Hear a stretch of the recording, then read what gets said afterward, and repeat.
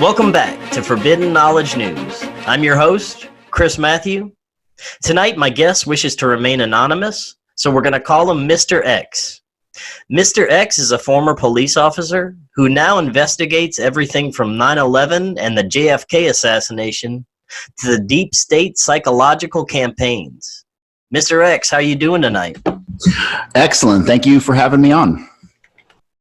I want to thank you for taking the time. Tonight we're going to be discussing an event that triggered the creation of the term conspiracy theory, the assassination of JFK. In my opinion, it set off a chain of events that's leading us to our Orwellian dystopian future. And you've been doing some amazing research, and you've put together some information and theories that you won't hear anywhere else. Is that right? That's correct. But just to clarify, a lot of the information that we'll talk about has been out for many, many years. The truth of the matter really was first written about by a guy named Gary Ween back in 1967, I think.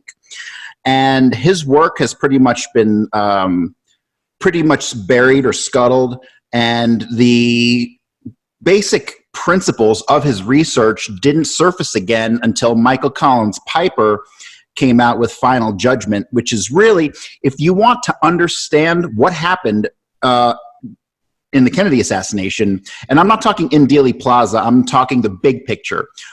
Who gave the order, how it was facilitated, who were the actual players involved that basically led to the shooting of President Kennedy. That has all been covered in Final Judgment. A lot of the work that I've done, thankfully, because we live in 2019, there is so much information available now that the truth is out there. The identities of the actual shooters, and including the grassy knoll shooter, is out there.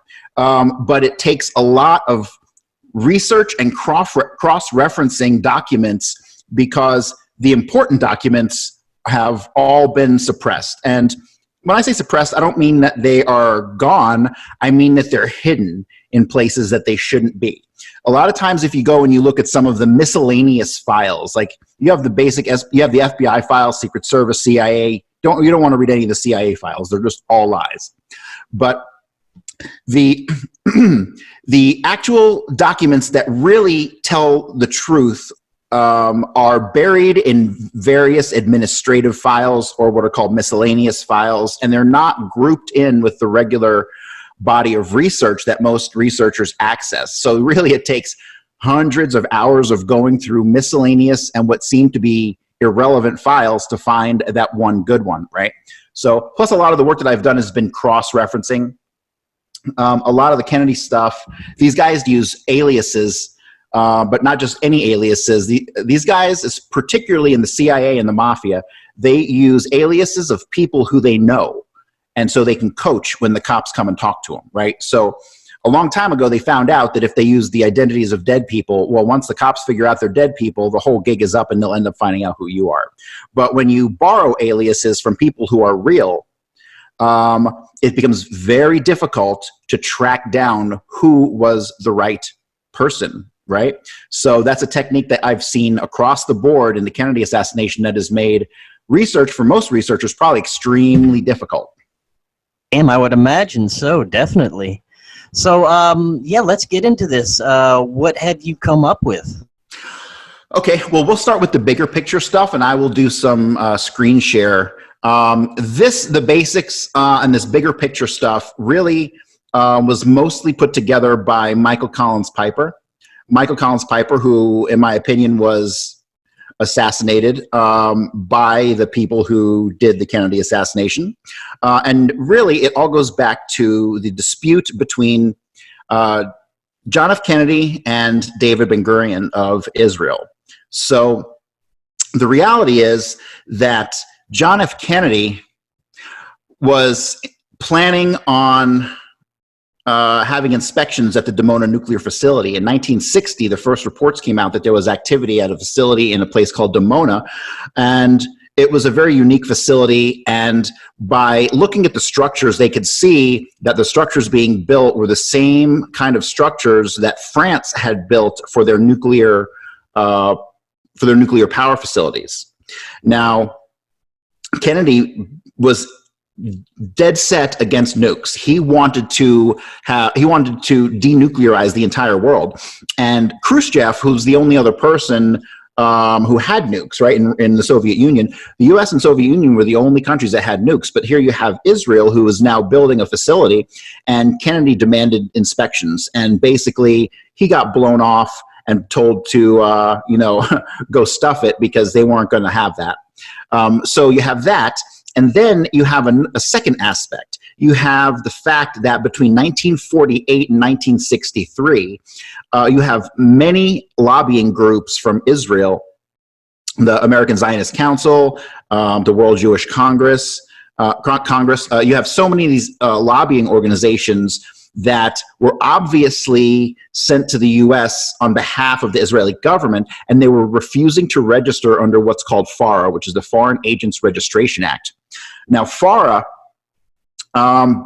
anytime that you are in the United States and you are doing something on behalf of another country, you have to register under FARA, because what it does is it prevents you from being able to contribute money to political campaigns. So if anyone knows anything about the Israeli lobby, we know that AIPAC is the biggest lobby in the world.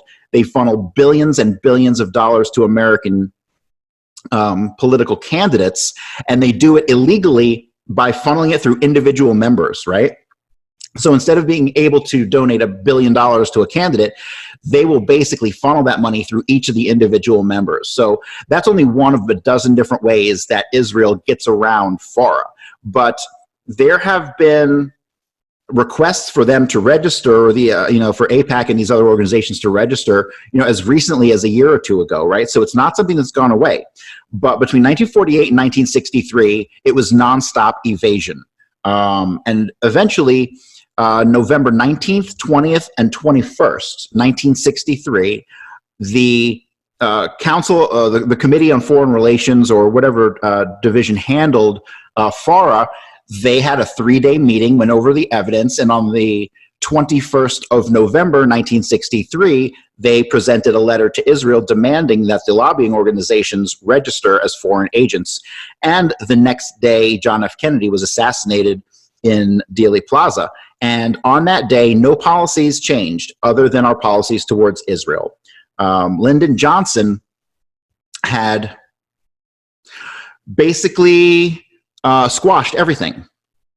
He had squashed Israel's need to register under FARA. He squashed any kind of investigations into Dimona, and basically he was their puppet president, and he was the first puppet president that we had really in this country. After that, every single president that we have had has been an Israeli puppet and basically placed in office. I'm showing right now on screen the letter to Prime Minister Eshkol, which was basically the demand to inspect Dimona. And then Ben-Gurion is the one who responded. Now, most people don't realize that even though Ben-Gurion was not in office, he was still the guy they went to, right? He was still the head of the country until his death. So the FARA registrations, like I said, began in 1948, and they went all the way through to 1963 when the Committee on Foreign Relations had their 88th Congress to decide this issue once and for all. And then once they decided the issue, it really didn't matter because Kennedy was killed the next day.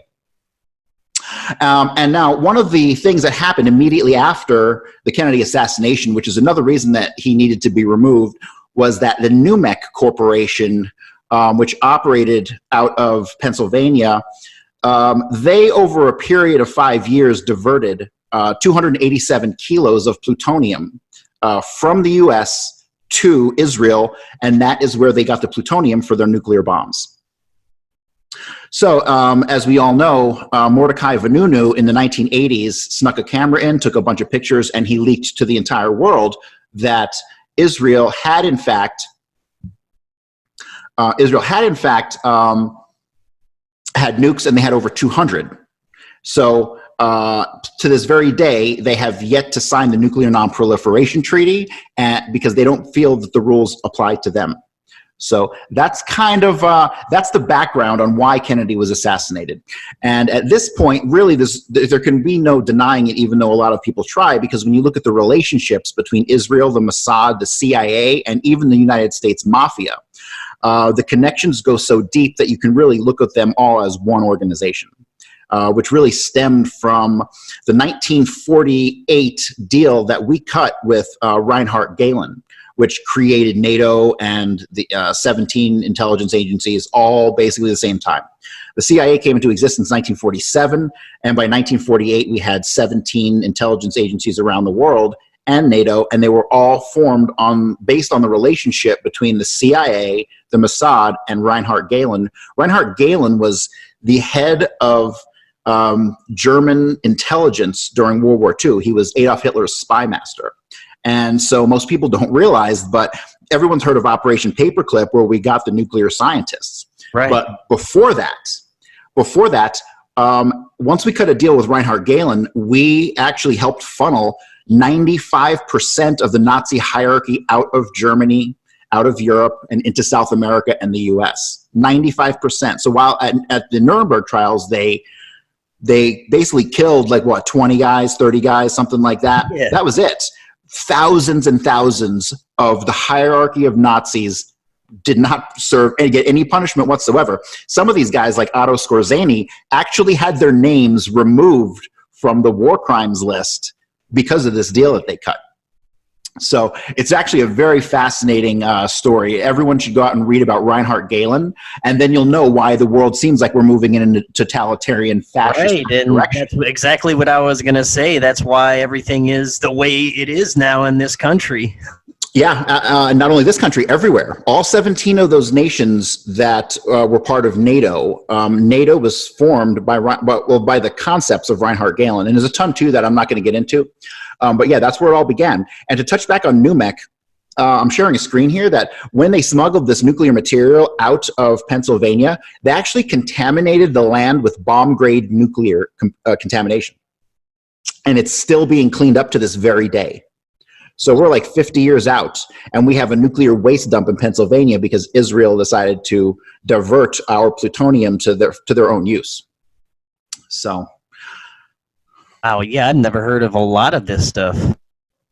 Yeah, most people haven't, and it's really kind of a shame because there is so much to our history in the U.S. and really leading up to the Kennedy assassination. Kennedy was like the death knell for all this stuff. Kennedy kind of knew this. Kennedy saw what was going on, and people can say, oh, he was going to go after the mob. Well, the mob helped him get elected. You know, he stole that election. The Chicago mob stole 3 ballot boxes from 3 different districts, and that is what gave him the edge over Nixon. So basically, through his father, Joe Kennedy, they partnered with the mob. They got him elected, and then as soon as he's in office, his little brother goes after him fierce. You know, he went after Jimmy Hoffa, and he had all the congressional hearings trying to go after the mob, and they're like, what is going on here, right? They thought they had an ally in the White House, but they didn't. Right. So yeah, so it's really kind of complicated because John F. Kennedy, I would say, is the last president we ever had that wasn't a puppet. But at the same time, he stole that election. So it's just kind of ironic. But his opponent was Richard Nixon, who was basically an Israeli puppet from day one. They had more blackmail on that guy than anybody. See, that's how these things kind of operate. Like when Johnson got into office, Johnson was the first Jewish Zionist president. Most people don't realize that. They'll say to this day, we never had a Jewish president, but we absolutely did. And he reversed all policies towards Israel, and that's where we've been ever since. And if you look at some of the quotes from guys like Ariel Sharon, they'll straight up admit that they control us. You know, they control the United States. So the decision was made, then what actions were taken next? Okay, so it's easier to explain the relationships because when you explain the relationships, it's easier than going through step by step how the orders got passed down. All right. But so going back to 48, when you have the creation of the security state, The person who was most responsible for that would be James Angleton. And James Angleton was a guy recruited by Allen Dulles. Allen Dulles was the head of the CIA. James Angleton was always, from day one, he was like he always looking out for the mole within the CIA. Well, he was the mole within the CIA, because everything that happened here got sent right back to Israel, because he was a Zionist. Now, Zionists, this is where it gets complicated. You could take hours explaining this, but the bottom line is there is a big difference between Orthodox Judaism and Zionism. Orthodox Judaism has been around for thousands of years. It's like every other religion. It's harmless. You know, nobody should discriminate on the basis of religion, race, or any of that thing. Identitarian politics are what's destroying definitely America and large portions of the societies around the world. But you have Zionists who are extremists. Zionism came around about the late 1800s. It's only been around for about 130 years. And Zionism started with the idea that there had to be a Jewish state. But the Zionists are not really Jewish. They're not religious. And if they are, they do not follow the Torah like Orthodox Jews. They follow the Talmud. And the Talmud is a 5,000-year-old Babylonian document that calls for human sacrifice. You know, and if you look at all what's going on with the Temple of the Rock in Jerusalem, they've already built the sacrificial altar out back. I mean, it is insane. So you have Zionism, which is not Judaism. So criticism of Israel is not criticism of Jews, it's criticism of Zionists, because it is definitely a Zionist state, not a Jewish state. But I believe that between 1933 and 1945, while World War II was going on, the Zionists completely hijacked the religion of Judaism. They began to speak on behalf of Judaism. And this caused a major rift in the religion, because the Orthodox Jews basically were like, you have no right to speak for the Jewish people. You do not act like Jews, and you do not have any right to the Holy Land, because Orthodox Jews believe that across Judaism in its entirety, they're all pretty much waiting for the Messiah to return, right? So Christians think the Messiah has already been here and that it's Jesus, but Jews believe that the Messiah will return, and according to the Orthodox Jews, when the Messiah returns, the God's chosen people, which are the Jews, will be granted their own kingdom, right? So the Orthodox Jews believe that to be like a kingdom in heaven, right? Not an actual worldly country. But the Zionists, they interpret that as we will get our own land. But they couldn't wait. They had to jump the gun. And when you look at the relationship between the Zionists and Adolf Hitler during World War II, they were allies the whole time. He wanted them to go to Palestine. He wanted the Jews to go to Palestine. So he cut deals with the Zionists so that they could pretty much come and go as they pleased.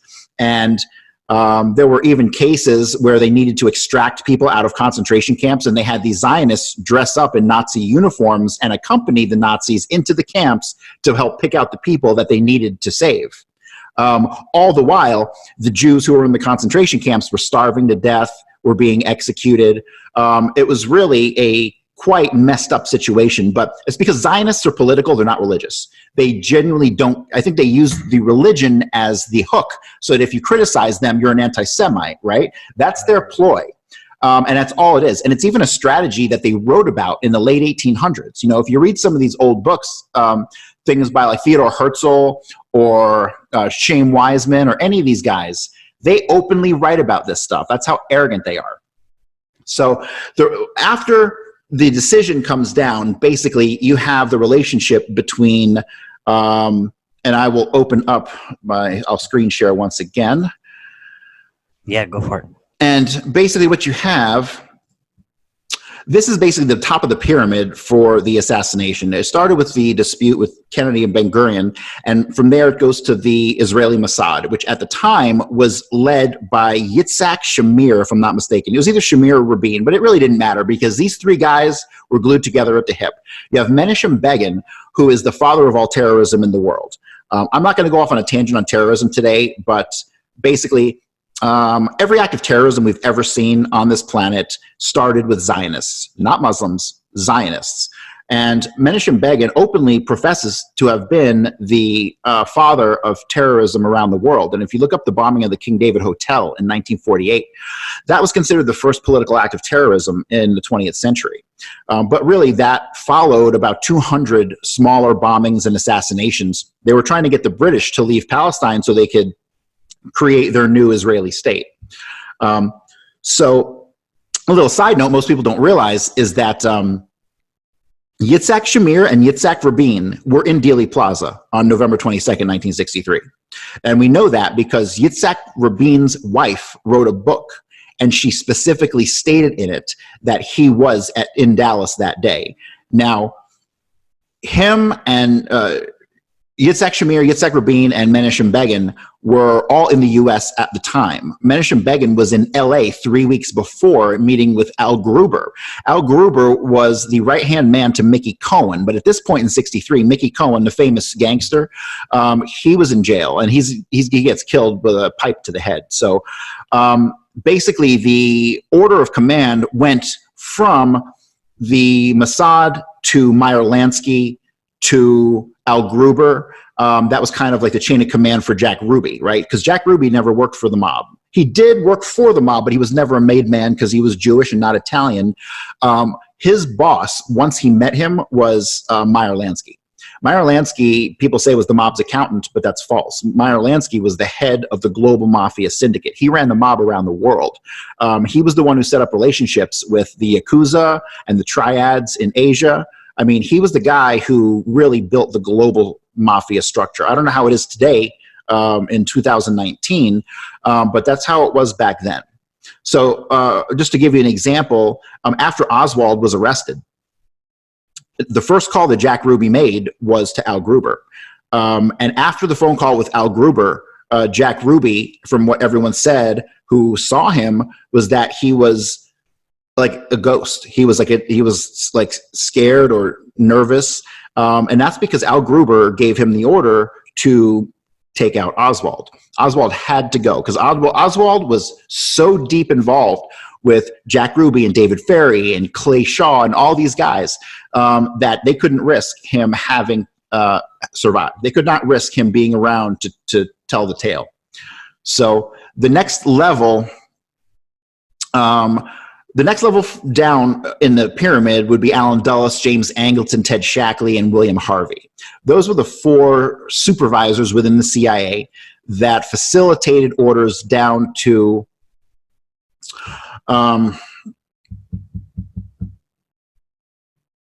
David Morales and George Bush, who was in Daley Plaza that day also. And who do we have here? David Atlee Phillips, Richard Helms, and George Joannides. Now, George Joannides is a very important guy because a lot of the Kennedy assassination is so complex, and it has so many what people would call coincidences that it's like that couldn't possibly be real. Well, it could be real because how psychological warfare works is basically you have a guy, George Joannides, who writes a script, right? And a script has actors in it, just like his orders have all the players below him in the CIA and in the mafia. Because the mafia and the CIA had been working together since the late 1800s, but the relationship had been reinforced through their relations in Cuba. Johnny Roselli was basically recruited into the CIA by a guy named Robert Mayu, who was Howard Hughes's right-hand man. Now, the CIA had approached Hughes because he had a ton of money, and he thought it was really cool to be like a spy and to fund these guys, right? It was like an exciting thing for him to do. So that's kind of that's the relationship between the CIA and the mafia. And then you have like Johnny Roselli, who got recruited to go and work in Cuba and to take out Castro. But when you look at the list of mafia guys who were working with the CIA to go take out Castro, there was like 30 of them. It was a ton. The Cleveland guys, Leo Masseri, you had Angelo Leonardo, you had so many guys across the country who were working with the CIA to take out Castro. But I have a different opinion on Castro. I think that really, I don't think they were trying to take him out at all. I think they were using him and Cuba as a focal point for smuggling drugs, weapons, and people.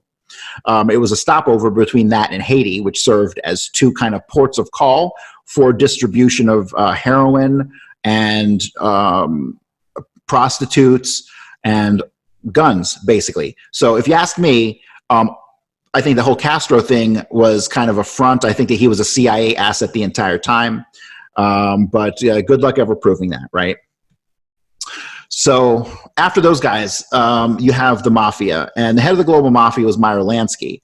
But you have these guys who are also directly connected to Israel through a company called Permadex, and I'll get to Permadex in a second.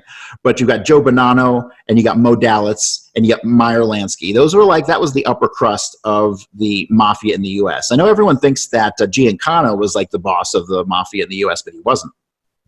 He was actually a front boss for a guy named Hyman Larner, who was a Jewish guy, and Hyman Larner's boss was Meyer Lansky. So that's the kind of pecking order in the U.S. mafia, because the Jewish mafia and the Italian mafia, which are really Sicilian mafia, they started working together really turn of the century. By the 20s, there were Jewish guys in the Sicilian mafia. By 1963, when Kennedy was killed, the entire U.S. mafia was taken over by the Jewish mafia. Everybody who called the shots really used the Sicilians as front bosses. And that's just kind of how it was. And a lot of people don't want to wrap their head around that, but that's the reality of the matter.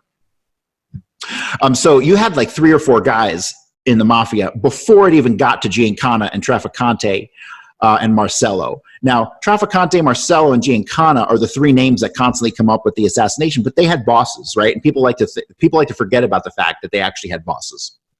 But the actual assignment of the assassins was from those 3 guys. So all the assassins were mafia. There were no anti-Castro Cuban assassins. There were no, CIA assassins. There were only Chicago outfit, Murder Inc., and a couple of Trafficante's guys, and that was it. Now that's something different than you hear from most other researchers. Yeah, because most other researchers can't comprehend how the mafia, the CIA, and the Mossad are all one organization. They don't understand the large-scale power structure, and you can't understand it unless you research Reinhard Gehlen. And then once you study Reinhard Gehlen and Otto Skorzeny and the actual influence that the Nazis had over the creation of the security state, until you figure that out, none of the rest of it's ever going to make sense, ever. And that's the hardest part to really grasp. And people don't usually go back far enough, because really to understand, really to get a grip on it, you've got to go back to the late 1800s with the origins of Zionism and Theodor Herzl.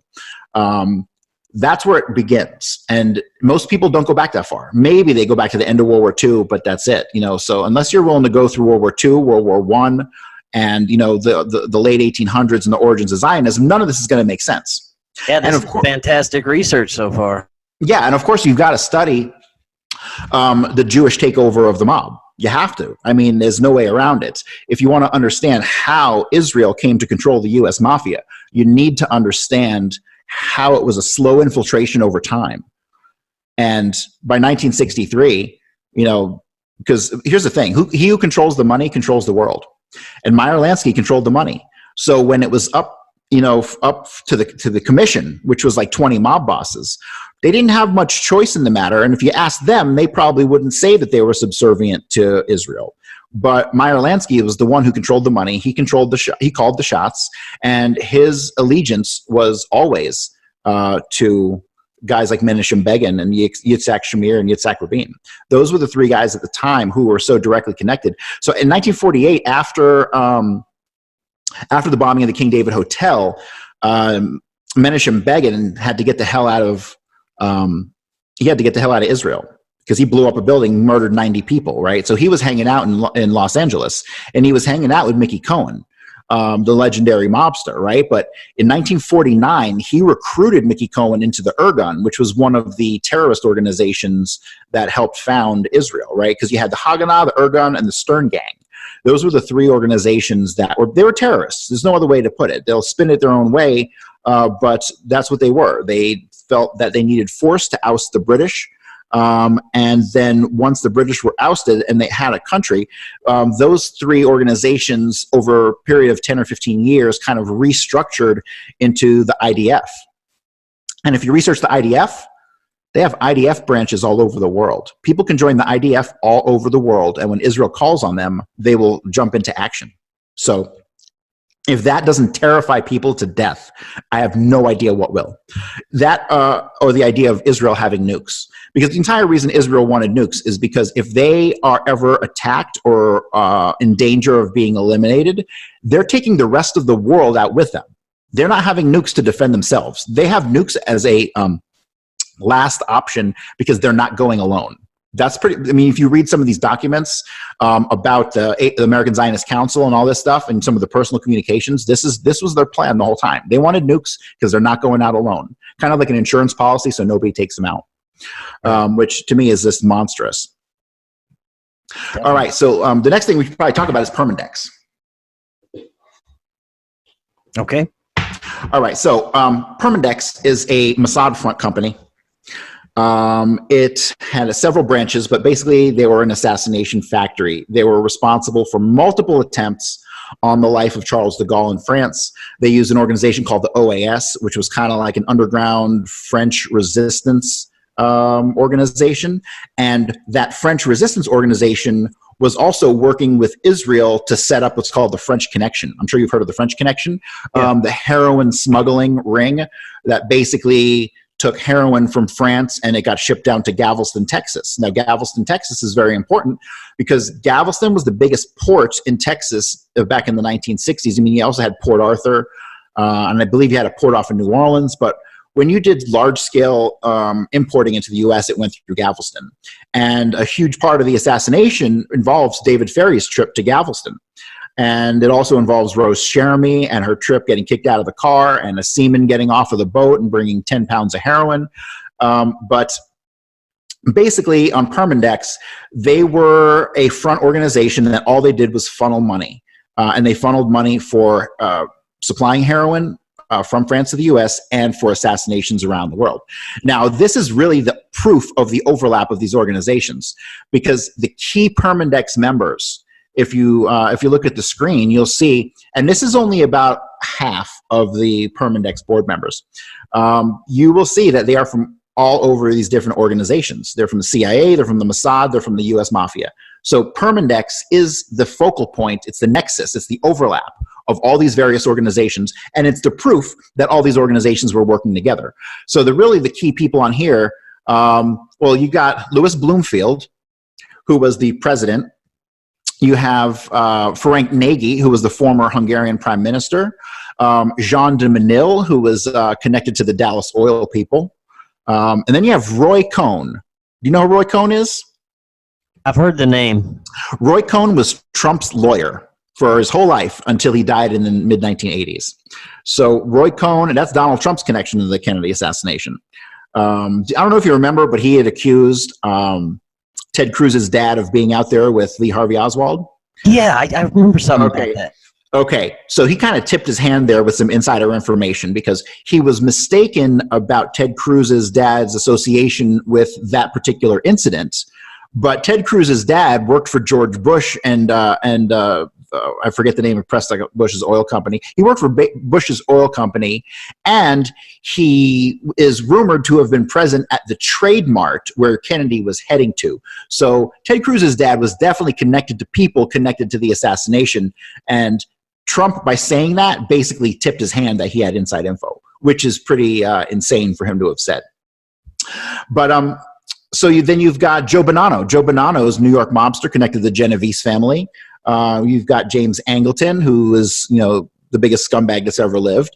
Then you've got Clay Shaw. Clay Shaw, who the JFK movie was made basically about, he was the CEO of Permadex. And they didn't mention this in the movie, but Garrison knew that. Garrison knew all about Permadex. That's why he went after Clay Shaw. And the problem with the JFK movie was that was actually a disinformation movie. That movie was produced by a guy named Arnon Milchan, who was the Mossad's biggest arms dealer. So there's not one single mention in that movie about Israel or any of this stuff because he made sure there wouldn't be, because they made the movie. You know, they made the movie because there was enough attention on the Kennedy assassination still, you know, 30 years after it had happened, that they felt the need to make a movie to distract attention from it. Yeah, I knew there would have to be at least some level of disinformation in a huge movie like that, but yeah, it makes a lot of sense. Yeah, so after that, you've got a guy named George Montello. George Montello is basically he's connected to all kinds of people. Definitely good friends with Angleton. He was connected to the Italian fascists in the 70s and the late 60s, who basically implemented what was called I always forget what this is called. The policy of, not a policy of terror. I'm sorry, I forget the name, but basically they committed about a dozen terrorist acts in Italy in the late 1960s and 70s. And they did it because they wanted to scare people into voting for an authoritarian government. I mean, that's the MO the whole time, right? I mean, look what happened after 9/11. The president got powers to where he can start wars around the world, right? So they kind of scare people into voting a certain way. Now, we lost our democracy on November 22nd, 63. None of our votes have counted since then. So really, for us, it doesn't really matter. But in other countries, they used this kind of policy. Oh, it was the policy of tension. That's what it was called. It was called the policy of tension. And that was basically meant to kind of get people to vote for the candidate who swore that they would go after these people, right, when it was them doing it the whole time. It's false flag terrorism. Zionists are the originators of false flag terrorism. And going back to, all you have to do is study Israel and the incidents of terror leading up to its foundation in 48. And you'll see that's where that came from. The myth of Islamic terrorism stemmed from that. I mean, you have, with 9/11, you've got urban moving systems. You've got the dancing Israelis, right, who were stupid enough to get caught. But you also have got guys in a box truck full of explosives down by the George Washington Bridge that got arrested, whose information got squashed, right? I mean, they found a van packed with explosives under Tower 1, and it was marked urban moving systems. And that went out over the radio, and then that building came down. So nobody ever really talks about that. But we know that because it's on the radio transcripts, right? So, and not only that, earlier that year, Urban Moving Systems had moved one of the terrorists from Florida to New York. Literally, they drove him with his stuff from Florida to New York. So, I mean, this Israel being the root of all terror in the world is a fact. It's not even speculation anymore. If you understand what you're looking at when you read documents, it's easy to tell that we've been lied to, ever since Kennedy. It's the same players for all these major staged or false flags events, right? Oh, 100%. It's always the same players. Now, obviously, the individuals die, right? So you got these guys probably dead in the 70s or 80s, but you have a new batch of Mossad, you have a new batch of Zionists, it's the same philosophy, it's the same, originating in the same country. Now, a lot of people will say, well, it's the Vatican, it's got the secret societies and blah, blah, blah. Well, the secret societies, if you look at all of them, number one, I think they're just recruiting mechanisms, and they're ways to evaluate someone's dedication to a cause, right? That's why you have these different levels. You might be a 33rd level Mason or a 7th level Mason, right? I think, like, depending on what you're willing to do determines how high up you go in these ranks. And these secret societies, the one thing that they all have in common, the one thing that all these people, the CIA, the mafia, Israel, the secret societies, the one thing they all have in common, the one underlying factor, they're all Zionists. Whether they're Jewish or Christian Zionists, doesn't matter. And I have a whole theory on why they are all Zionists, and it basically has to do with world domination. These guys are fascists, born from the doctrine of Reinhard Gehlen, whose only mission in life after the war was to preserve Adolf Hitler's only organization, which was the SS. And that was his goal. And basically, that's what he did without calling it that, right? So, and all these guys in the CIA, they all went along with it because that's what they wanted. They want to be able to control the world because us peasants, why should we have a say, right? So, all right. Now, let's move on to Johnson. Now, I already said Johnson was the first Jewish president. He was the first Zionist president. But by the time Johnson got to office, all of his men had been recruited by the CIA. The only one of them still living who could go to jail is Bill Moyers. And Bill Moyers was so deep in this assassination, he was the one who told the Secret Service that they didn't need the hardtop on the convertible. Bill Moyers needs to go to prison, and he won't. But the other guys here are Jack Valenti, Lem Johns, Clifton Carter, and Marty Underwood. Now, most people have never heard of Marty Underwood or Jack Valenti. But Jack Valenti basically had hooked up with Johnson back in '56. He owned an advertising company called Weekly and Valente, and he basically handled some of Kennedy's campaign stuff, but he handled all of Johnson's campaign stuff, right? And so he had homosexual blackmail on Johnson. I don't know from what year, but if you read Jack Valente's file, it's like 600 or 700 pages. I swear it's the most intriguing read you'll ever have. It's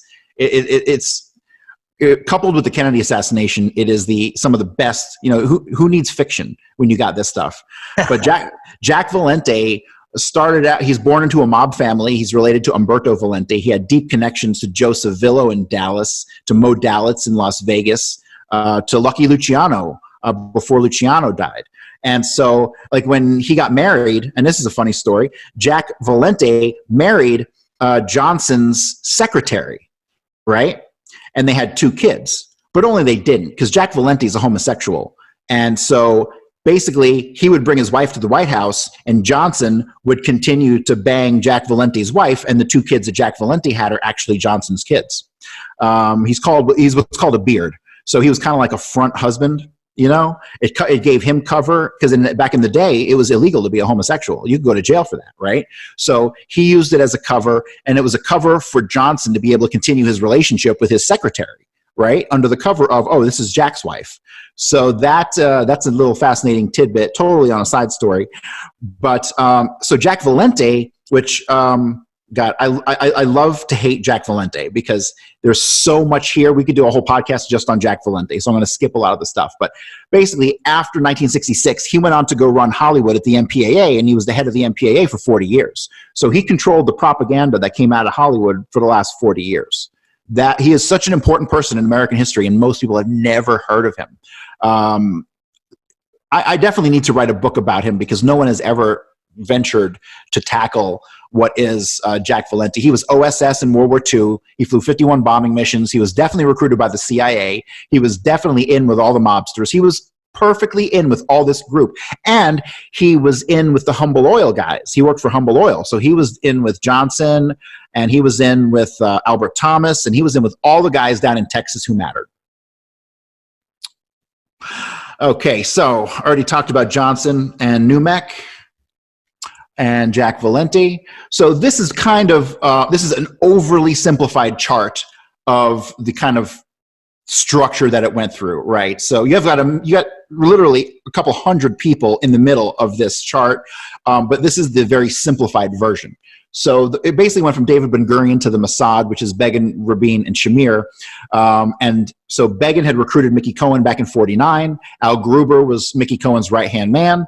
Jack Ruby made the phone call. Al Gruber gave the order to hit Oswald. And then Jack Ruby's best friends growing up were 3 guys on the hit team. So going down from Meyer Lansky, it goes to Hyman Larner, and then it goes down to Sam Giancana and Carlos Marcello, and they provided most of the shooters. Trafficante provided some. I haven't figured out who he provided yet, but I can tell you that Sam Giancana provided Dave Yaris, Lenny Patrick, Robert Bernard Baker, Jim Braden, who actually got busted in Daley Plaza and is well documented. And then you got Marshall Caifano and Richard Kane. Now, there were only 3, possibly a 4th shooter, but there were at least 7 or 8 rifles, right? Because it goes in waves. If you don't hit them by the first checkpoint, the first person shoots, it doesn't get them by the first checkpoint. You go to the second, and the second checkpoint, you have a different wave of shooters. And the final wave of shooters was one on the grassy knoll, and you had one up on the overpass that didn't shoot. So really, you had 2 guns on the grassy knoll, 1 gun on the overpass, and 2 out of those 3 did not shoot because it wasn't necessary. That's kind of how that structure worked. Now, the connection from Jack Ruby to everyone goes from Jack Ruby to Sam Giancana. Jack Ruby knew everybody, because once he hooked up with Meyer Lansky, he got free reign to go everywhere, and he could talk with whomever he wanted to because he was on orders from Meyer Lansky, right? So you've got Sam Giancana, who provided the shooters, and then from Jack Ruby to David Ferry, there's plenty of documentation on their relationship, and from David Ferry to Clay Shaw, who's the Permadex CEO, right? And so basically, this is just another kind of breakdown of the relationships between all these people. George de Mohrenschildt, one of the most crucial people in the entire assassination, he's got about 6 different aliases. If you go through the literature, it takes a lot of cross-referencing and looking at height, weight, descriptions. You've really got a lot of kind of eliminating people from suspect possibility based on descriptions. It's kind of hard to explain, but he resembled a guy named Sergio Arcacha Smith, who was basically an anti-Castro Cuban, but he also had done some bagman work for Carlos Marcello. Him and a guy named Emilio Santana, they were both in Daley Plaza. I don't believe that they were shooters because the mob would not have trusted a non-Italian to shoot, right? Virtually all the shooters were Jewish and Italian. So, and then you have James Angleton, and James Angleton's direct contact with the mob was through a guy named Mario Broad. Mario Broad, which is possibly an alias for a guy named Mike Broderick. I haven't been able to confirm that yet, but the Chicago outfit used a guy named Mike Broderick for a lot of their stuff, and Mario Broad is the name that's connected to Angleton as his contact. And these guys back then weren't overly sophisticated. They would change their names slightly. Like there's a guy involved in the shooting whose name is Robert McEwen. He used the alias of Thomas McKenna, right? So they would change their name slightly, but not a whole lot, you know? So they were really sloppy. I mean, this is kind of like the biggest operation they had and the most need for this kind of obfuscation. And it's really clear that they hadn't really worked out systems that completely worked. And they never anticipated something like an internet coming along where you can pull all this information and cross-reference it, right? Right. So I can pull up every single one of these guys' life histories. None of these people ever imagined that something like that would exist, right? So there's a couple things that I discovered that no one else has discovered. I completely identified. So David Ferry goes on a trip the night of the assassination. He goes to Houston. He goes to an ice skating rink, and then he leaves supposedly to go to another ice skating rink. Well, I identified the owner of the ice skating rink. I identified her whole family. I identified the real identities of all the people who worked there, even though they gave fake names. And basically what they were doing was handing off one of the shooters. One of the shooters came down from Dallas to Houston. There's a chance that David Ferry wasn't even at the ice skating rink and that it was a double. Because when he got there, he kept making it a point to say, hey, I'm here, I'm David Ferry. And he said it to the guy who was working at the time at least 5 times. So he's trying to make it a point that he's noticed that he's there, which means it probably wasn't David Ferry there. David Ferry was probably out shuttling around assassins. But that point of contact at the Winterland ice skating rink, very important in figuring out who the actual shooters were. And the Grassy Knoll shooter, I believe, was the person who was handed off there. Now, I haven't been able to come up with his identity yet, but it's coming from a very limited pool of people. So, I mean, realistically, there's only 3 or 4 people who it could be based on the circumstances that I'm familiar with. You know, I just haven't been able to narrow it down. I'm getting there, though. Once I completely solve this Galveston thing and the Tippett shooting, I'm pretty sure I know who actually shot, and we'll cover some of the evidence on that here in a minute. But those are the only 2 things I have left, really, is the Grassy Knoll shooter and the Galveston trip, ironing out all the details of what happened there. Because they left from there to go to Port Arthur, then they went to Vinton, and then they went to Alexandria. And Alexandria, I believe, is where the home of the Grassy Knoll shooter was, based on everything I've researched so far. Yeah, this is great stuff. This is stuff that you don't hear from any other researchers. No, because too many researchers, like I said, unless you understand the relationship between the Mafia, the CIA, and the Mossad, you're never going to get any of this. And then how could the Dallas police, the mayor of Dallas, the Secret Service, the FBI, how could them all be in on it? Well, easy, because the guys who were in on it were in the OSS with James Angleton, and that's where their loyalties lied. They never changed. Hell, going to join the Secret Service and the FBI might have been their order from Angleton at the time. You know what I mean? So he could have said, hey, because the OSS dissolved in 45, the CIA came about in late 47, so he had 2.5 years. So they had 2.5 years for their people to go out and infiltrate other organizations. That's how you can have all these organizations in on it, because they were really all just loyal to the OSS and James Angleton. And ultimately, James Angleton was loyal to Israel, not us. Okay, so there were 3 JFK assassination plots that have been documented in the weeks leading up to the assassination. There was one in Chicago. The plot was foiled by a guy named Abraham Bolden, the first black Secret Service agent. He's actually still alive. I'm considering giving him a call and talking to him. The patsy in that case was Thomas Valley, and he was actually detained. No charges ended up being brought ultimately because they couldn't prove anything, but there was enough information to know he had rifles in his room. He had tons of ammunition. He was running with the mob and the CIA. And if you look up the Chicago plot, there's tons of information out there on that. Then you have the Tampa plot, November 18th, 63. The plot was foiled again, and it was reported in a newspaper, and the patsy in that case was a guy named Gilberto Lopez.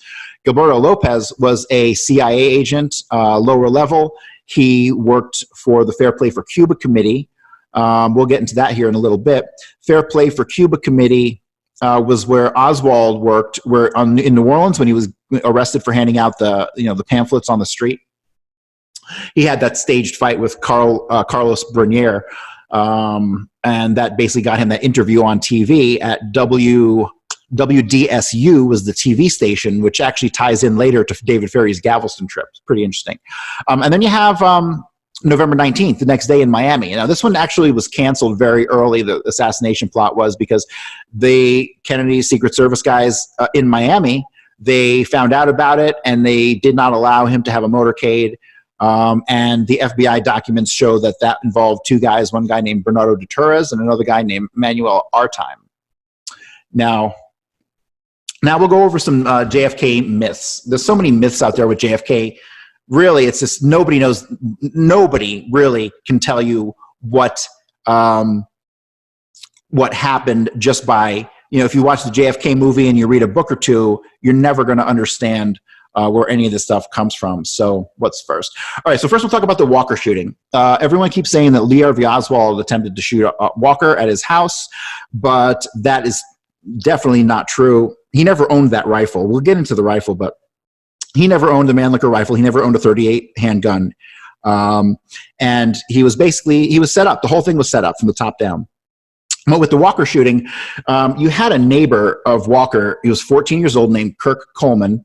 And basically, he was out back, and he heard the shooting, and he looked over the fence, and he basically saw two cars there parked, but still running. And he saw one guy run and get into the first car and take off. He saw the second guy run and open the front door and put something in the back seat of the car and then take off, right? So you've got two guys who shot at the Walker house. So Oswald was most definitely not there, and he most definitely did not own the rifle that they said he owned. So that one, I wish people would really kind of stop saying that he shot at Walker and that was proof he shot at Kennedy, because he didn't shoot at Walker. Okay, so next, bullets found in the limo. Besides the reason that we have the single bullet theory, which is the biggest lie, one of the biggest lies ever told to the American people, was because they had to account for 3 bullets, right? The first bullet, they say, hit Kennedy in the back, went through him, went through Connolly, broke like 7 bones, and came out completely unscathed. And then you have the bullet that went over the car, ricocheted off the curb, and hit James Tague on the face, cutting him. And then you had the headshot, right? So they say there's 3 bullets.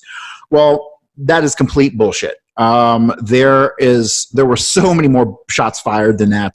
And it's obvious here because you have 2 additional bullets that were pulled out of the front seat of Kennedy's limo, right? So there's 5 right there.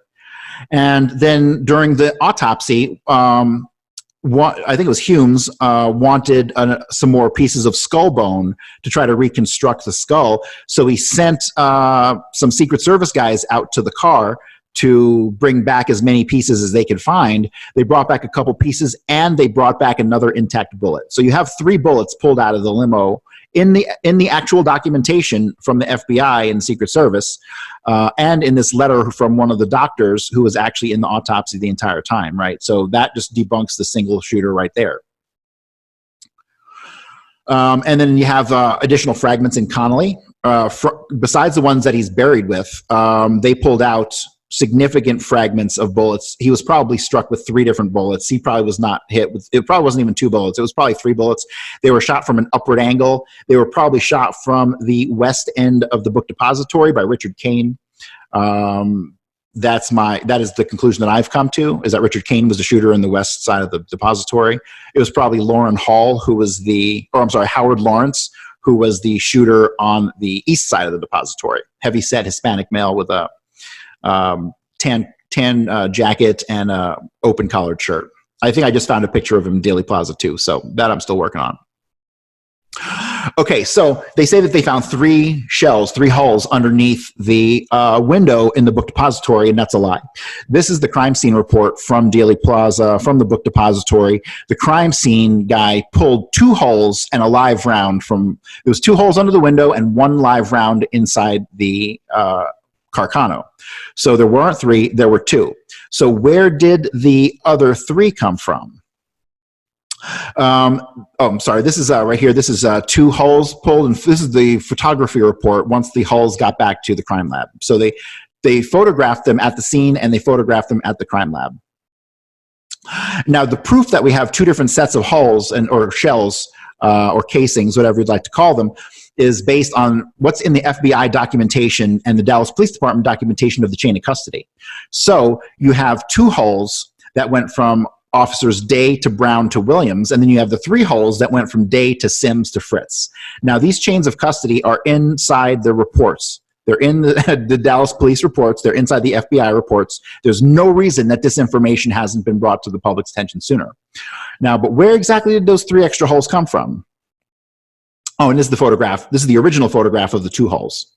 So, and this was the FBI photograph showing that there were 2 and a live round. So a 7.65 Mauser was located, and there's some conflicting evidence on where that was actually located. Inside the Dallas police reports, it says that it was found on the 6th floor near the stairwell, but the initial information that was actually leaked to the radio stations, they said that it was actually in the stairwell on the 5th floor, and the 3 hulls were nearby. So it's anyone's guess where exactly they found them. But this is the document that from the FBI that was submitted to the Warren Commission. It's exhibit number 3048. Clearly says that a Mauser 7.65 was found. And like I just showed here, we've got at least 3 police reports showing a Mauser 7.65 within the book depository. So the story of where the 7.65 Mausers came from Russell Buffalino through Frank Sheeran and Tony Provenzano to David Ferry. It's a fascinating story. Not going to have too much time to get into it today, but we've got the chain of where the rifles came from. And it was actually 2 shipments of rifles. The first shipment of rifles, the guys who had the rifles got in a chase with the police. They wrecked the car, and the rifles got confiscated, and they were in jail at the time of the shooting. That's a great story. Anyone wants to look up that, they can look up The Fourth Tramp. Or Oswald Talked, I think was a book that was written about that. So a lot of this information, like I'm telling you, I didn't just make it up. It's out there, right? So there should have been some other researcher who has figured this out. But here's the problem with the JFK researchers. They want to write books and make money, right? They don't want to solve this thing. They solve this thing, and there goes their cash cow. You know what I mean? So they keep putting out information that doesn't address the big picture. Okay, next. There was a 30-06 Johnson rifle found in Daley Plaza the next day by the Daley Plaza lawn crew. This rifle was traced back to a guy named Richard Hathcock through fingerprints. Richard Hathcock was a private detective, but he also, I think, had a pawn shop or something along those lines. But basically, Jerry Hemming had this 30-06 Johnson rifle, and he pawned it to this guy, Richard Hathcock. And Richard Hathcock had a guy working for him named Roy Payne, P-A-Y-N-E. And when they found the rifle in the lawn, the FBI pretty much somehow they got the fingerprints on it and traced back to Richard Hathcock very quickly, like within a couple days. So they go out to him and they ask him what's up with the rifle, and he goes, "Oh, Jerry Hemming. Jerry Hemming is the leader of Interpen, which is basically just a mercenary group. They were the group that got raided at Lake Pontchartrain. That was in the JFK movie. But he pawned the rifle, and then Lauren Hall, who worked with him, went and picked it up about a week before the assassination, and then it's found in Daley Plaza the next day. And we have the entire chain of custody of the rifle. It was even captured for a split second in one of the films, but that film has since disappeared. Very interesting. Yeah, fascinating. There was also an Enfield rifle found on the roof of the Texas School Book Depository. And this was actually captured on what was called the Montesana film. I hope I pronounced that right.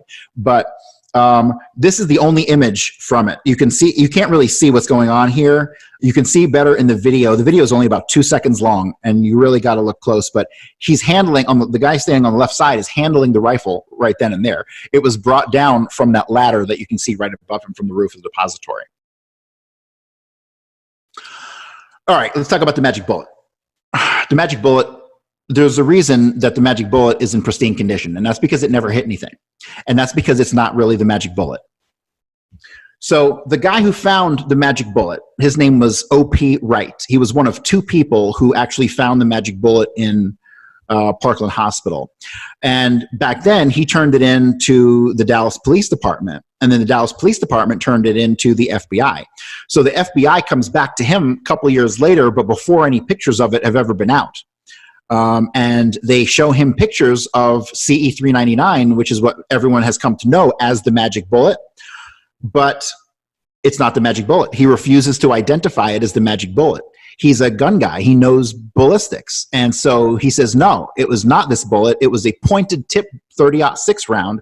And he actually had a 30-06 round in his pocket, and he pulled it out and showed it to him. And he said, this is what it looked like. It was a pointed tip. But to this day, the myth of the magic bullet still persists. Another fascinating story is that that wasn't the only bullet found in Parkland that day. There was a nurse who, in the basement, just where the alleged magic bullet was found, she found another bullet that was still cased, that hadn't even been fired. It was a 30-06 round just like this, and it was still in its jacket, had never been fired.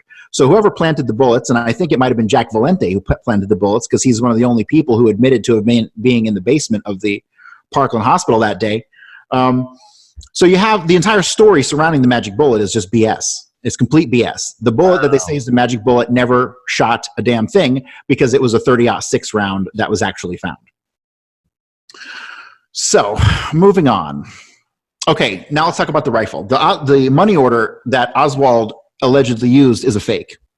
So down at the lower left here, I have an example of a real money order. It's on that kind of cardstock, like greenish cardstock. It's got very rigid, defined edges. And if you look at the money order that Oswald used, the big red flag is that it's got ink bleed through for the stamp that's dated March 12th. So if you see that, it's bleeding through to the back. That is on paper. That is not cardstock. No money orders were issued on cardstock in 1963. So the entire story about him having a P.O. box, him ordering a rifle, it's all BS. This was a fabrication by the FBI. They faked this money order to frame him. He never went by the name, well, okay, so the name Alec Heidel, I didn't make a slide on this one, I really should have, but they say he went by Alec Heidel. Well, Marina Oswald was a Russian spy. She was in on the setup from day one. And when the FBI confronted Marina Oswald about the signature on his Alec Heidel draft card, she admitted that that was her signature. She signed it and probably put it in his wallet. He probably didn't even know that he had that card on him. Huh. So the whole thing was a big setup.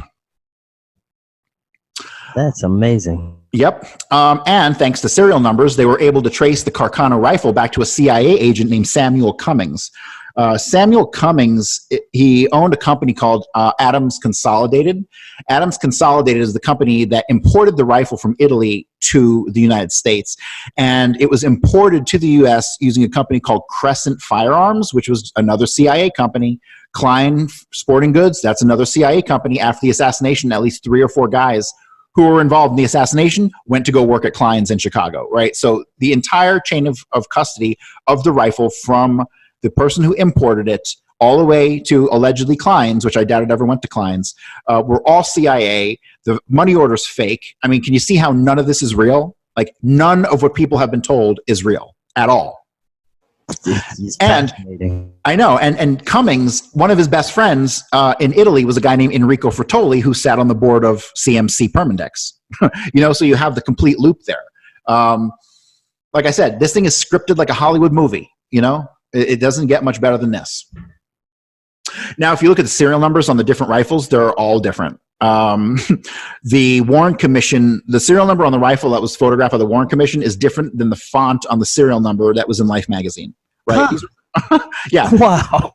Yeah, they're all so freaking dumb that, like I said, they didn't know that the internet would be out, and they never thought people would have pictures of them right next to each other, but the fonts are all different. All right, what's next? Oh, yeah, there were 2 Oswalds. This is not even speculation anymore. This has pretty much been confirmed. That what you're looking at are 2 different people. The guy on the left is 2 inches taller, about 30 pounds heavier. He's got a thick neck. And basically, going back to at least 1953, when Oswald was about 12 or 13 years old, you have complete documentation of 2 separate sets of work histories, 2 separate sets of friends, 2 separate sets of addresses that they lived at. And I mean, it's just crazy. This picture on the left was taken by Robert Oswald, who was definitely in on all this, and I'll explain how in a second. Robert Oswald took that picture of his brother in 1958. And in 1963, when Oswald's arrested, that's him on the right. It's just clearly two different people. The Oswald who went to Russia is not the Oswald that came back from Russia.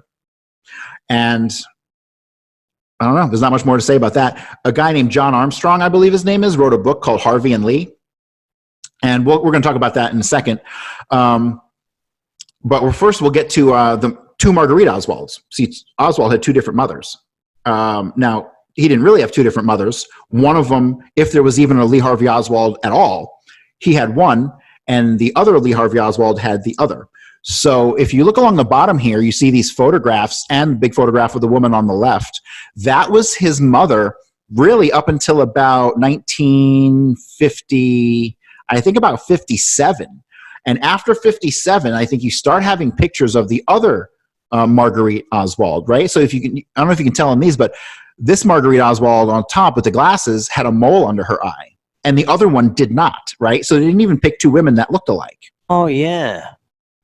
This is the difference. In 1956, that's her on the left. 1957 is the other one in the middle, and 1965 is her on the right. All of these, both of these women are credited as being Marguerite Oswald, and if you tell anyone that there were two Marguerite Oswalds, they will tell you that you're freaking crazy. But they're not.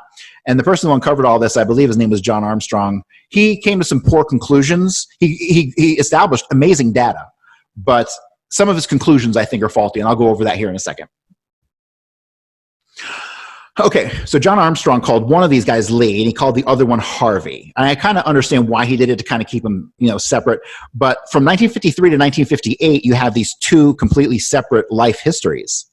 But after 1958, it jumps from two people using his identity to about 6 or 7.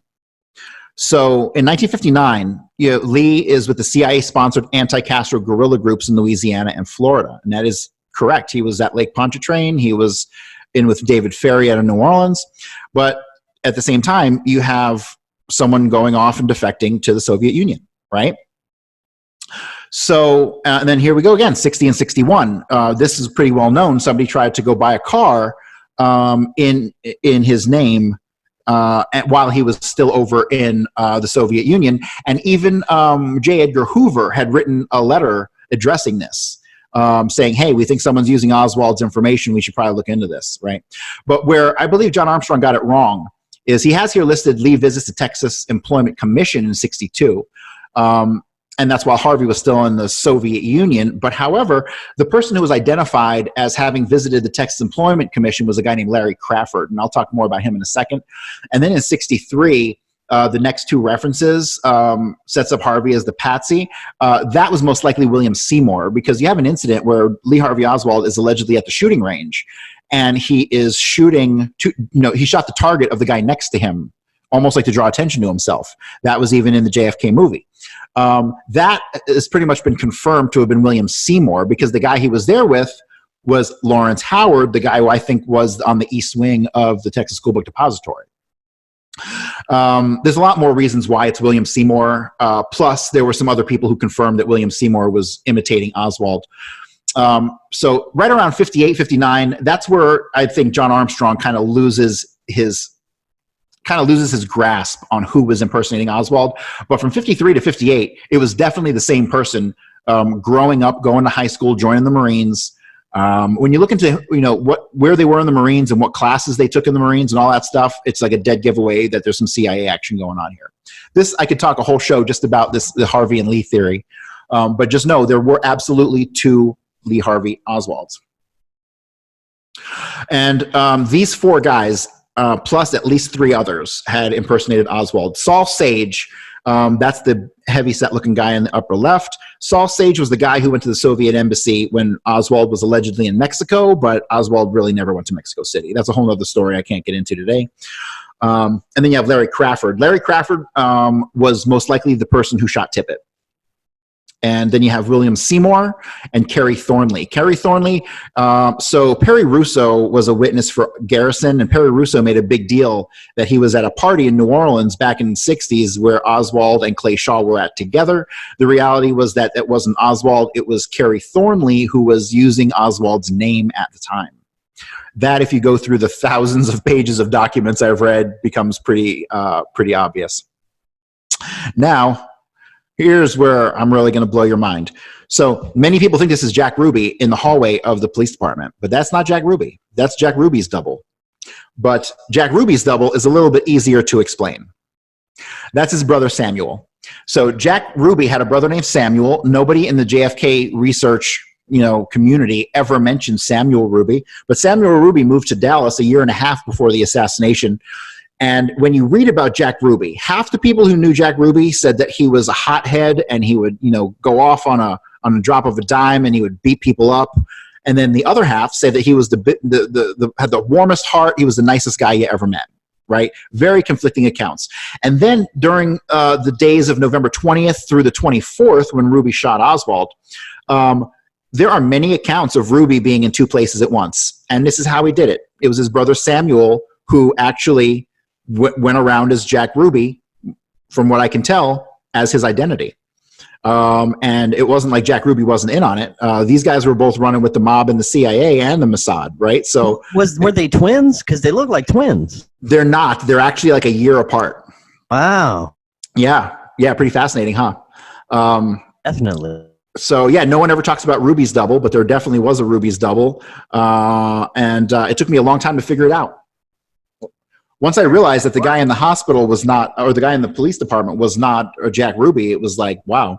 It became obvious that there was a Jack Ruby double. But yeah, that one's his brother Samuel. And like, honestly, I don't even think Jack Ruby was in Dallas during the assassination. I think he was already in Galveston, but that's a whole nother story. Okay, so Ruby's cancer.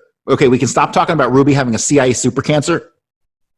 One of Garrison's investigators had a conversation with Monk Zeldin, who was Ruby's doctor, and he had a medical report showing Ruby had cancer as back as 63, right? So Ruby had cancer as far back as 63. He didn't die until 67 or 68, but people are saying he got injected with some CIA superbug. No, he had cancer the whole freaking time. And if you look here, you can clearly tell. In 54, when he was arrested, he was a big, heavy guy. 1963, he already started losing weight. That cancer was already eating at him in 63. So it's not really a mystery that the CIA didn't give him some superbug. He died naturally. I think it'd be nice to put that rumor to bed. Right. And what's next? All right, so let's talk about the Fair Play for Cuba Committee. Fair Play for Cuba Committee was a CIA operation from day one. What the CIA would do is they started at least a dozen pro-Cuban organizations. They funded them. They had people go out and do things like Oswald hand out brochures. And then what they would do is they would go to the president and be like, look at all this CIA, look at all this these pro-Cuban groups popping up. We need funding to fight this, right? When they were creating it in the first place, right? This is what the CIA does. They fabricate reality. And the proof that we have is that a Newsweek article came out and talked about, basically, this is Richard Gibson. Richard Gibson started the Fair Play for Cuba Committee with Robert Tabor back in like 1960 or 61. So basically, these two guys, Richard Gibson and Robert Tabor, they were CIA their whole careers. They say they weren't until after Fair Play for Cuba, but come on, it makes no sense. And they were down there meeting with Fidel Castro in the late 50s. And in the late 50s, the CIA was the only people who were in direct contact with him because they were funding him to overthrow Batista. So you had Richard Gibson and Robert Tabor, CIA assets, going down and meeting with Fidel Castro, coming back to the U.S., being the fronts for this organization, because they didn't really run the organization, the CIA ran the organization, right? So anyone who says that Oswald was a communist and that he handed out flyers for Fair Play for Cuba Committee, that was a CIA operation. He was a CIA operative the entire time. He was an FBI informant the entire time. The FBI had actually recruited him to inform on what these anti-Castro Cubans were doing, and he was actually trying to infiltrate some of these groups at the time when the assassination happened. So he was never really in or directly involved with any of the anti-Castro Cubans, but the other Oswald might have been, right? That's where the confusion comes into play. This is all spycraft stuff. So, but the Oswald that we know, who actually got killed by Jack Ruby, he was probably never involved with any of these groups because he was trying to infiltrate them, right? But they knew it because they had the other Oswald. So, and this is Richard Gibson and Robert Tabor. I mean, these two are the most American guys you're ever going to see working for the CIA, and yet they're the founders. I mean, this is just CIA nonsense.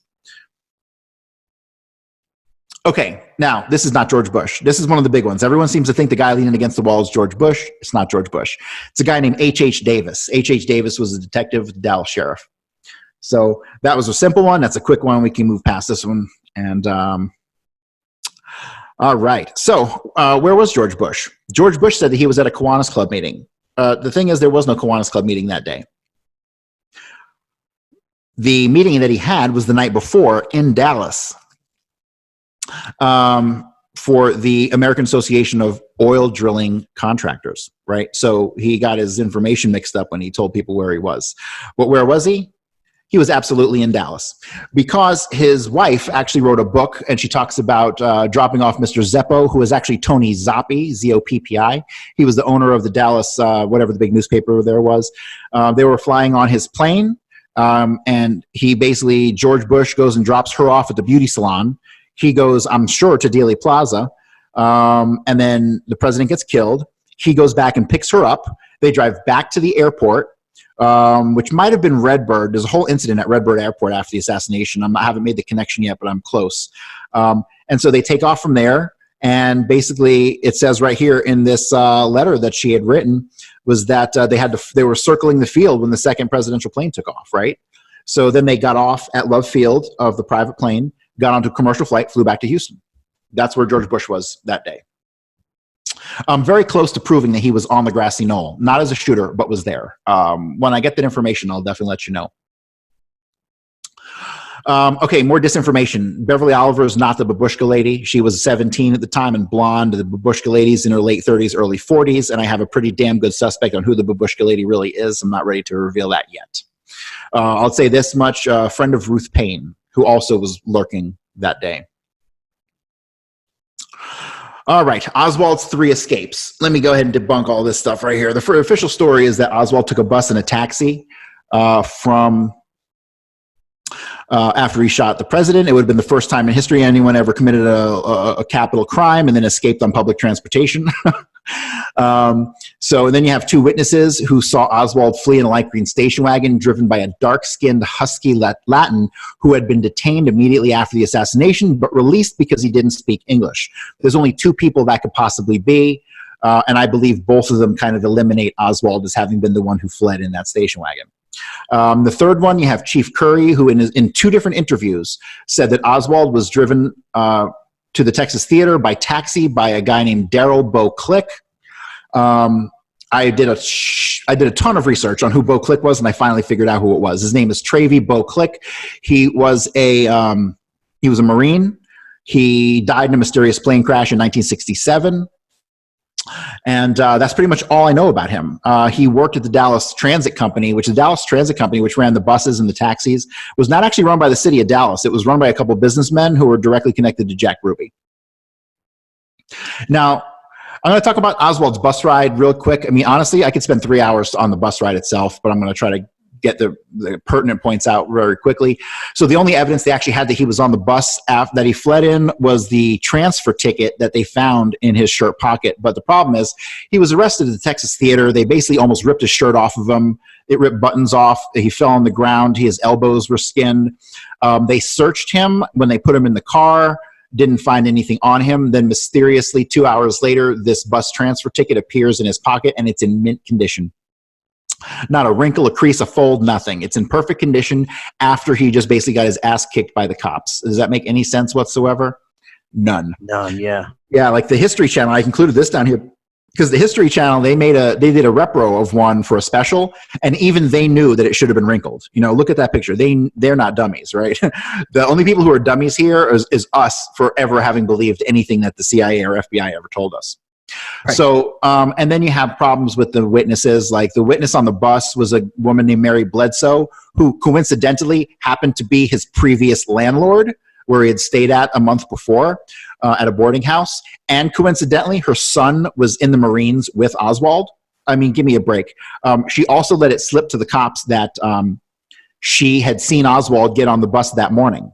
Now, how could she have seen Oswald get on the bus that morning if he was living at North Beckley? Couldn't have. He had to still been staying at her boarding house if she was able to see him get on the bus that morning, right? Everybody who Oswald came in contact with is connected to the CIA and Jack Ruby, and they were all in on it. This is like a big Truman Show, for real. Yeah, this is Mary Bledsoe. She says she was the former, well, she was the former landlady, but she also shares a cousin, a guy named Germany. His last name is Germany. He's her first cousin and the cousin of R.D. Matthews. R.D. Matthews was definitely in Daley Plaza. He's connected to Las Vegas. He worked under Modalitz and Louis McWillie. Louis McWillie was R.D. Matthews' boss, and Modalitz was McWillie's boss. But R.D. Matthews recruited a bunch of guys to be in Daley Plaza. Him and Jack Todd and Angelo Thomas Caston and couple other people were in Daley Plaza that day, stopped, detained, and arrested and let go, all giving fake names. I pretty much debunked all their fake names and know who's who based on some linguistic stuff, manner of speaking, things like that. So, but yeah, the whole bus ride thing never happened. Now, the taxi ride never happened either. He describes the person, this is William Wally.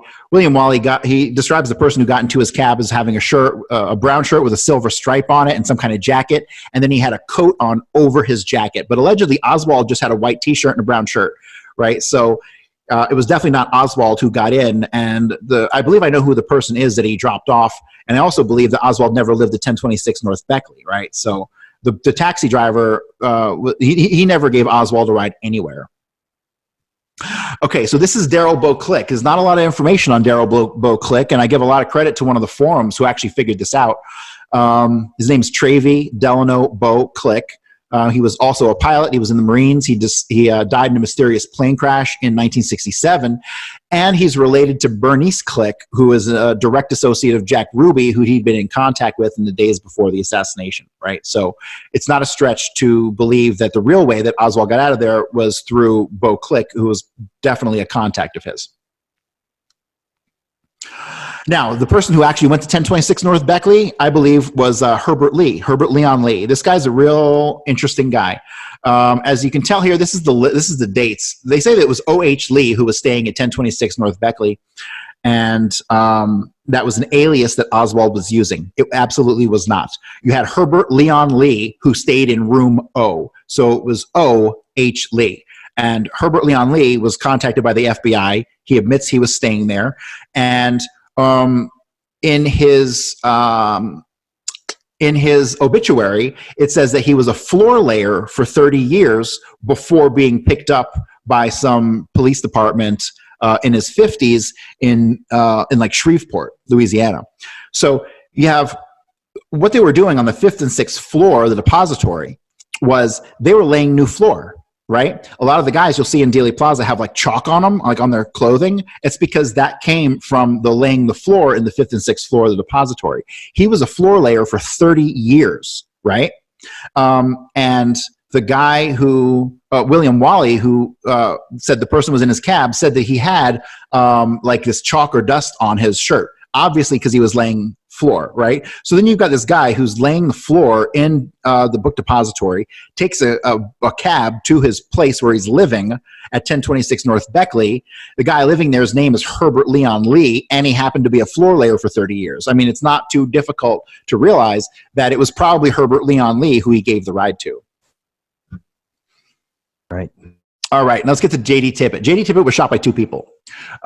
This is pretty clear evidence. There is some shenanigans with the actual shells. Some people say that the shells were swapped out. Who knows? But the reality is 3 of these bullets have a rectangular imprint from a semi-automatic weapon because the hammer on that is round with a little rectangular piece on the side. And you can see that on 3 of these. And then the 4th in the upper right corner is totally round. And it's shot from a revolver, right? So this is pretty clear evidence that it was 2 different guns that fired the bullets that killed J.D. Tippit. Now, I believe the person who killed J.D. Tippit was Larry Crawford, and I believe that because he had a jacket that he disposed. They say it was Oswald's jacket, but inside the jacket there was a dry cleaning tag. The dry cleaning tag led back to a dry cleaner in Detroit whose name was Earl Ruby. Okay, so Earl Ruby and Larry Crawford knew each other. Obviously, Larry Crawford worked for Earl Ruby, but you never really hear about Earl Ruby having been in the story of JFK. And that's because I believe that Earl Ruby was using the alias of George Senator the entire time. You hear about Jack Ruby's gay roommate a lot, and his name was George Senator. But based on the research that I've done, I don't think George Senator was even in Dallas or had anything to do with the assassination. I believe he lived in New York the entire time, and that Earl Ruby was using his identity. I have a couple of reasons for believing that, and a couple things that confirm my suspicions, including photographs that are in the National Archives that label George Senator as Earl Ruby by mistake. But I don't think it's a mistake. So that's the shooting at J.D. Tippit right there. From here, I mean, I could go into like how Oswald was actually in the theater already. He was in the theater by 1:06. The story of him not buying a ticket is false. He entered the theater between 1 and 1:06, and he went up and we know this because he was seen by the guy who was at the time the manager, and he was working behind the candy counter. And so at one point, real quick, I'll go over what Oswald did. Oswald goes into the theater and he buys a ticket. He sits down, but he keeps getting up and moving. Witnesses inside the theater said he got up and moved at least 3 or 4 times. He ends up going and sitting next to a pregnant woman. He speaks to this pregnant woman for a couple minutes, and then both of them get up and leave to go to the lobby. The pregnant woman leaves, and he goes and buys popcorn. He gets his popcorn, and he goes back to his seat. And then after that, at 1:30, you have whoever the second person was who entered into the theater. It's either William Seymour or Larry Crawford. It's one of those two guys. I haven't quite figured out which one, because at this point you have these guys are interchangeable, right? They're at the assassination. They're both got to flee. They're both going to flee. So I haven't been able to really pin down which guy it was who went to the theater. So you have him. You know, the story is that he ducks into the front of that shoe store. And the manager of the shoe store thinks he's suspicious, so he calls the cops. Well, the manager of the shoe store is directly connected to 2 guys who were in the store with him. I don't want to go into too much detail about this because not many people have figured this out yet. But the 2 guys in the store with him worked for the CIA, and he probably worked for the CIA. And so, like I said, this is the Truman Show. Every single person you come in contact with had contact with either the mob, the CIA, or somebody. So that entire phone call about him having ducked into the shoe store and then going into the theater without buying a ticket, that is most likely false. But there was a second person who did actually do that, go into the theater without a ticket, and they went up to the balcony, right? There's a balcony up there. So eventually Oswald gets arrested out of the theater. A couple minutes later, a person is dragged out of the balcony and taken out the back door. Second person arrested out of the Texas Theater. There was a witness in there who saw all this, and then as he's leaving, he's walking out, he sees a guy sitting in the back row of the theater, and he says he's wearing a dark suit and a hat, and he says to the guy, "Hey man, you might want to get out of here. This place is crazy," or something along those lines. And he sees inside the guy's shirt, inside of his suit jacket, there's a revolver inside of his suit jacket. So many people think that it was Jack Ruby or Sam Ruby who was actually there in the theater also. That I haven't proven yet, but I can tell you with certainty there was somebody there with a suit and a gun in the back of the theater who was not a cop. So that's one of the many mysteries. If I were to actually take the time to solve every single one of these mysteries, I would be doing it for the rest of my life. I mean, the body of literature is so overwhelming. It's sometimes I'll sit down to do research and it's hard to know where to begin.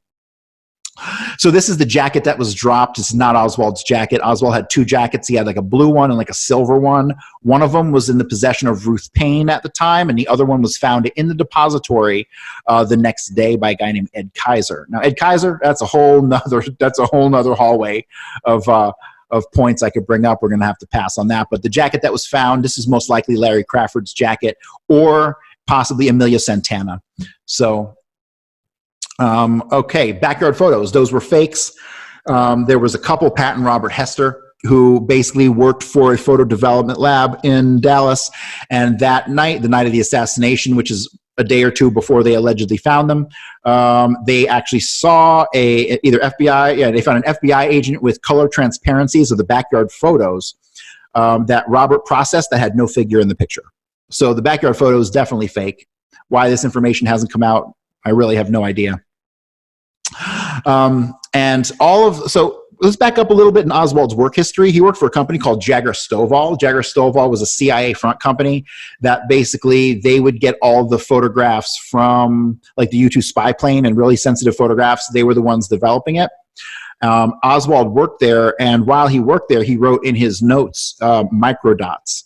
So microdots are tiny photographs that'll fit under a postage stamp. So you can mail a letter with a photograph that's small enough, or it's a negative that would fit under a postage stamp. So then it could be mailed from wherever in the world and then developed when it got to where it was going. This was just more proof that Oswald was CIA and he wasn't just some schlep. Definitely not a communist. And photographic manipulation. So Jagger Stovall, 100% of the photographs that we've ever seen of Daley Plaza or the JFK assassination all came out of Jagger Stovall. The FBI collected everything. If they found out you were in Daley Plaza and took pictures, they went to your house, and if you didn't give them the pictures, they arrested you. They collected every photograph that was taken, period. And if you can look here, this is a very important picture. You got 3 people on the left who are obviously obfuscated.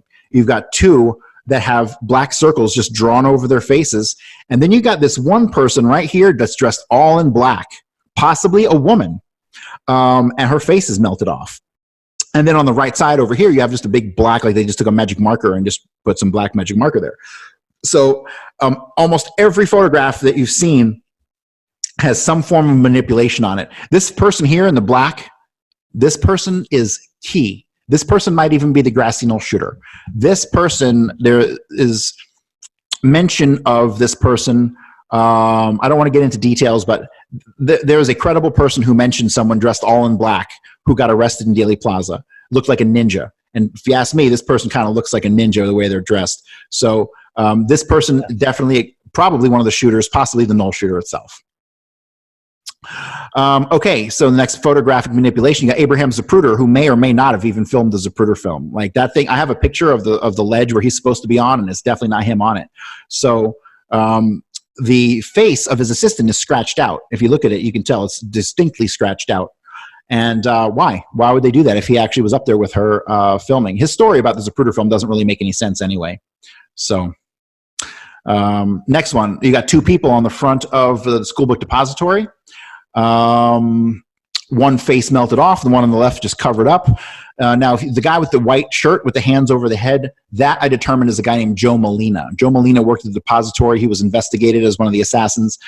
He's still one of the guys I really need to do some more research into. And, you know, it looks like the person in black there is holding something like a long and black in their hand. What it is, a broom, a rifle, who the hell knows? But there was definitely some photographic manipulation going on here. Another one with some photographic manipulation and some detail, the car in front of Kennedy actually hit the brakes. Before Kennedy was shot, the lead car actually almost came to a stop. And then if you actually look at how the cars proceeded, the limo went around the lead car, and then when they come out the other side, the lead car goes back around the limousine. So they did like a leapfrog kind of thing. Why? I have no idea. That I'll hopefully figure out one day. But here's more photographic manipulation in the Altgens photo. If you can see where the arrow is pointing, you've got a person's face in the crowd completely blacked out. Now, the funny thing is, when you look at the Towner film was filmed from one of the cars as it was going around the parade, one of the open car of one of the camera cars. That car shows that image shows very different lineup of people. I mean, this Altgens photo might be a complete fake. It's possibly a complete fake. I can't emphasize enough, the photographic manipulation was so ever present. And if Lee Harvey Oswald was a lone assassin, why would you have to do any of that stuff? Right. And here's another one, cropped images. You've got this photograph on the upper left, and then if you look at something like the Bell film, you can see people hanging out the window. Some people speculate they're holding rifles, but if you're a shooter, that's not how you shoot out a window. You shoot from a couple feet back so nobody can see in. But still, they cropped that out of many images of the assassination photographs and films. All right, next, let's get to the tramps. Okay, so the tramps that everyone thinks have been identified have not been identified. The tramps that they have identified as Gus Abrams, John Forster Gedney, and Harold Doyle, and that they interviewed in the 90s, they did some real good shuffling of paperwork in order to come to the conclusion that these three guys were the tramps, because they're not. Those tramps were arrested about 12:35, almost immediately after the assassination. The group of tramps that we're familiar with, the ones in the picture here, they weren't arrested till after 2 p.m., almost 2:30. And the original tramps were arrested in a flatbed car.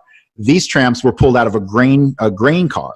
They were seen by Lee Bowers, who was the towerman, hopping from car to car to car.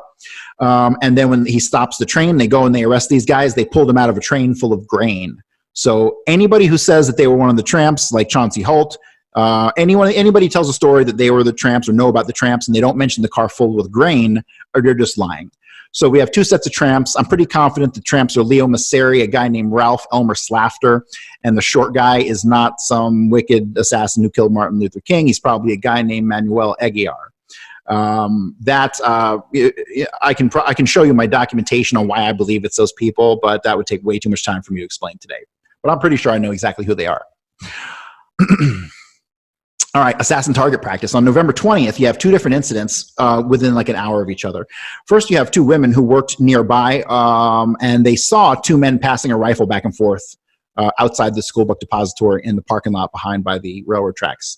That same day, you have two police officers who are seeing two guys point a rifle over the fence from the grassy knoll area, as if they're going to shoot something. By the time they get over there, those guys are gone. This is all in the Dallas Police Department documents, the FBI documents. Somebody was out there, scoping out the situation and seeing what they could do. And so what probably happened is they probably handed the rifle back and forth, and then just put it over the fence just to see what it would look like. Cops seen them, they come, and they are gone by the time the cops get there. So, and just more damning evidence that Oswald had nothing to do with this. And that is it for my screen share. That was very interesting. That's fantastic research. I mean, so much stuff that I've never heard before, and I don't think anyone's brought to the table before. Nope, no one's brought this stuff. Well, here's the thing. A lot of this stuff has been ignored. The developments that I've made in regards to the skating rink and some of these identifications, nobody has. I've definitely made some original identifications of people in Daley Plaza, some mob bosses. I've identified I think I found Ted Shackley and George Joannitas in Daley Plaza. I've identified a bunch of people who I'm pretty confident are who I think they are. Can I ever prove it definitively? No, and there'll always be people who say, no, you're wrong. But, when I show them the stack of documentation, they'll go, nah, it's still not him, right? So there's way more. Like, this isn't even like a fraction of the stuff that I've uncovered in the past 6 months. Yeah, that's what I was going to say. I'm sure you have plenty more that you could come back on and discuss with us at another time. Oh, absolutely. I mean, this stuff connects to MK Ultra because you've got David Ferry and Bill DeMar and another guy who were hypnotists. You've got the Civil Air Patrol that Oswald and Ferry were in, which was actually a front for human trafficking, child trafficking. Connected, and it was also prostitution and heroin and gun smuggling. You've got Jack Ruby had a prostitution ring that overlapped with Bobby Baker's prostitution ring in Washington, D.C. And Bobby Baker's prostitution ring is directly connected to, I think her name is Lorraine Romesh. She was a Russian spy that was banging John F. Kennedy. And John F. Kennedy was freaking out that it was going to come out that he was banging this Russian spy and it was going to end his career and end everything. Right, so that's one of the speculative rumors of why he was killed, but not really. That goes back to the Otto Skorzeny connection, because Otto Skorzeny was directly connected to George de Mohrenschildt and a whole network of people in Dallas. I mean, this thing is so deep, most people would not even believe me if I told them. Yeah, definitely. Yeah, like I said, I'm definitely going to have you back on. I'm sure there's all kind of rabbit holes we could go down with this. Oh, yeah. One of the things I recently discovered was that Clay Shaw, besides being, all these guys who we're talking about, they're all homosexual, involved in weird, kinky S&M stuff, but like Clay Shaw killed a guy. He was so deep into this S&M and hitting people with whips and spikes and stuff that somebody actually died in his house, but he knew the coroner. The coroner came, picked up the body, and the whole thing got swept under the rug. I mean, there's so much to this. It's unreal. Wow. Well, is there any final conclusions or messages you want to leave us with before you head out tonight? Yeah, you can't allow the minutia to affect the understanding of the big picture, right? Like if I never study another thing about Kennedy, I know that it came from Israel, it was facilitated by the CIA, and it was executed by the mafia. That's the big picture. And really, you don't really need to go any further than that. All of this little stuff really just backs up the main thesis, and that's pretty much it. Very well said. Well, I want to thank you again for taking the time to share that with us, and we will definitely have to have you back on again. All right, man. Thank you so much. I'm just glad to be here. All right. You have a good night.